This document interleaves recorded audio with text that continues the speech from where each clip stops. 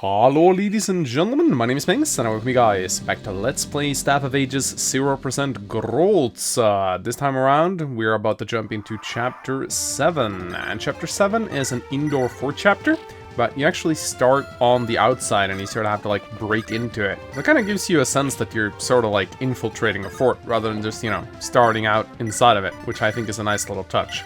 So this is a kill boss chapter. The boss's name is Reese, and he is a pretty burly, dangerous fighter located on a throne in the northwest. And as it stands, only one of my guys really have a chance against him. Now, the thief you saw talk right there, his name is Marquess, or Marquess, I'm actually not sure how you pronounce it. But he is recruitable. You can talk to him with one of your new two allies that joined in the chapter. You see one of them attacking right now. His name is Axel. He is a soldier, and underneath him is Darius, the sword armor. Now, when you hear sword armor, you might immediately start to think of characters like Arden. It doesn't really sound all that great. Like, yeah, let's take Armor Knight and lock him to swords. But Darius is actually a surprisingly good character. He comes with a steel blade and he has the constitution to wield it without getting slowed down. I mean, Darius will very seldom double, but he hits very hard with it. And he is also really good at tanking the enemies in this map. He is so burly, he has no issues tanking at a weapon triangle disadvantage, and his hit rates are usually in the 60 to 70% with the steel sword. You can see how hard he hits this mercenary right here. 16 damage to a mercenary, that is not bad for a sword wielding unit. And you'll see me put Darius to great use later on in the map, as he is pretty much the only one who can deal with the fighter. The fighter is super scary. Now his friend Axel, he is far less useful. Canonically he has better growths, I think, but his bases are far worse than Darius's. But I will, of course, need to use any unit that I can, and you'll see me do a lot of chip damage with Axel, but as far as like a really good unit that runs in and kills everything, Axel's definitely not going to be one of those. But you see here that I placed Darius south of the stairway right here. Here he can tank up to 3 enemies at once, and they'll all be forced to attack him because of the choke point. So this is a really ideal position for Darius to be in, and my ranged units can deliver support attacks from behind him. And as it stands, there's not really a single physical enemy on this map that can even scratch Darius. Most of them do like 2 points of damage to him, so he's pretty much invulnerable, and he will be very tanky for a very long while. Even with 0% growths, he remains one of the most durable units on your team for many chapters to come. He'll melt if he meets a mage, but other than that, he's insanely useful. So right now I'm just moving my units up towards the treasury, or towards the first main hall here. You see an armor knight guarding it with an archer behind him. I want to try to pull that archer somehow, so I want to make sure I have ranged weapons. Elijah lands a lucky crit here, that's pretty nice. I'm not sure if I talked about his personal skill. I think I mentioned it briefly, but I can mention it again. Elijah gets 10% crit whenever he initiates combat, so you'll see Elijah pull up a lot of player face criticals, which is occasionally very useful. I keep Aurora in the back so she doesn't get attacked, and I make sure that the mage in the western treasury room runs head first into a Nimbus Tome, so I don't really have to worry about him all that much. Now, you'll see Sawyer's personal skill in action here. I don't think I've mentioned it so far. Whenever Sawyer's at full health and he takes magic damage, he counters the magic damage back at the attacker. Sort of like an anti-magic counter. I'm not really sure what it's called. I think it's anti-magic or counter-magic. Counter-magic, I think that's what it's called in the new 3DS games. But it only works when he's at full health. And it also only works against magic damage. I personally have not found it useful so far.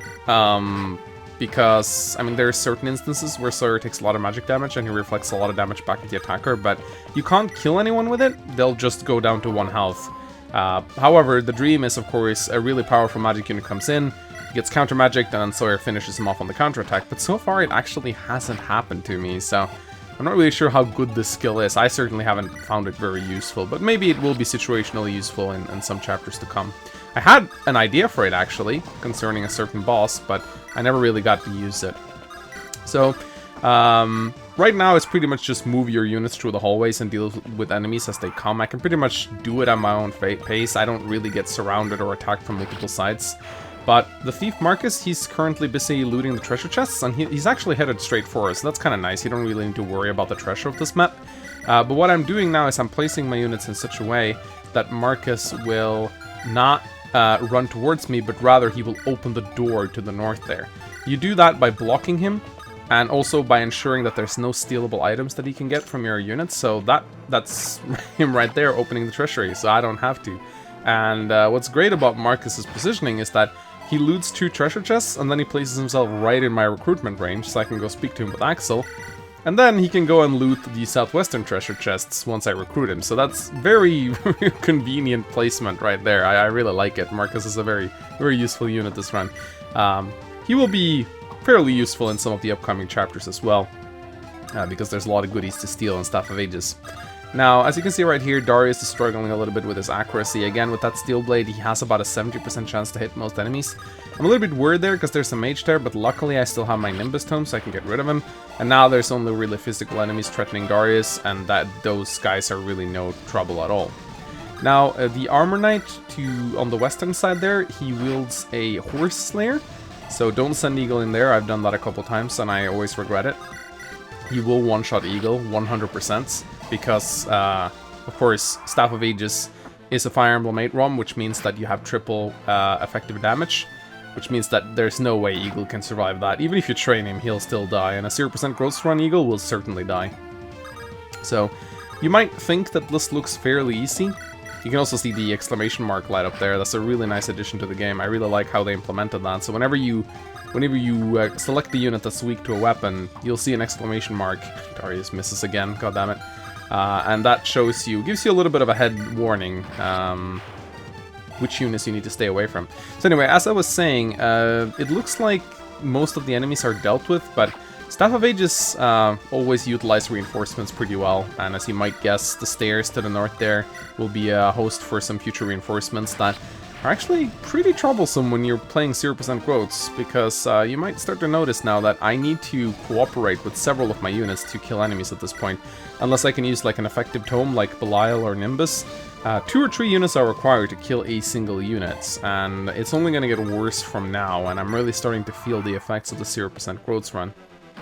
So the enemies that come out, they're not going to be as easy to deal with as you might otherwise think, even though there's like 2 of them. So right now I decide to pick up Darius and transfer him towards the boss because I want to kind of deal with this boss rather quickly. I one-shot the mage with the Nimbus Tome.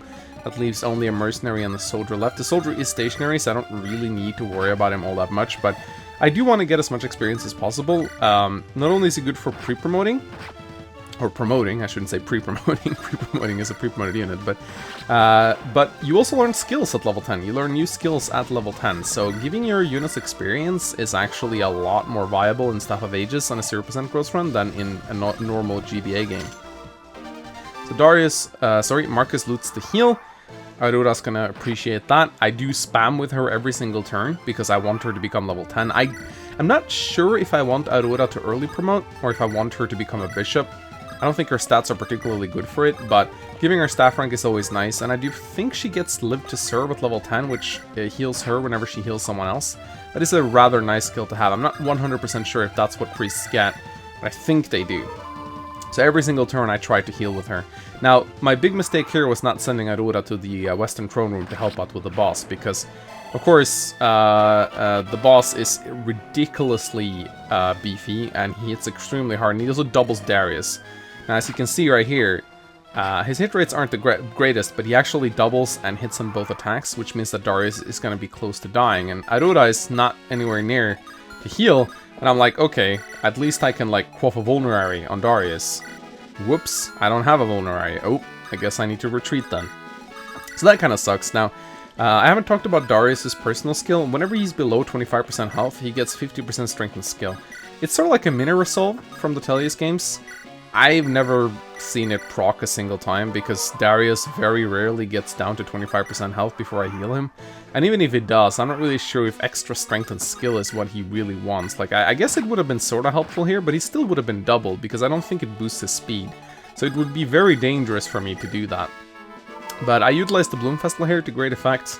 What I love about the 1-2 range is that I don't need to place myself in range of the boss. You can see that he absolutely murders Owen.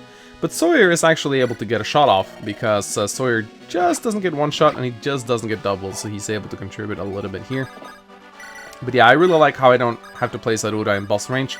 It kind of frees up a unit for me, although I had plenty of units to work with at this point. So that is Chapter 7 cleared in 12 turns. Could have probably done it in 9 or 10 if I moved quicker, or if I didn't fuck up there with my healer. But I'm pretty happy about it, nevertheless. I got everything I wanted, including a Master Seal. That's going to come in handy very, very soon. So yeah, guys, hope you guys enjoyed. The chapters are going to get a lot longer from this point on, because now it really starts to get tough. The next chapter is going to be very, very tough. Holy shit. Look forward to it, guys. It comes out tomorrow. Anyway, like and comment. See ya.